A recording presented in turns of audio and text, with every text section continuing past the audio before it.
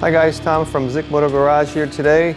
Today will be a quick video to show you how to lock and unlock your Corvette without touching the actual paint. All right, first we're going to start with the frunk. I'm sure you guys know where to open it. The opening button for the frunk is just under your headlight. Press that button, on latches. To lift it, obviously just pull it up.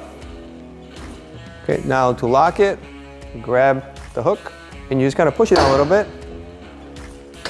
Self latches. Now to open the door, again, put your hand underneath. You know what the unlock is. Unlock your door.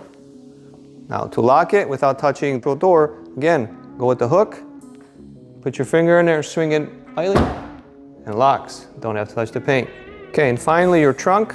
Again, your button is just above your license plate. To unlock it, just push it up. All right, to lock it, again, use your little handle that's in the trunk. Press it down. Now, instead of touching the paint, just touch your emblem, and the trunk is locked.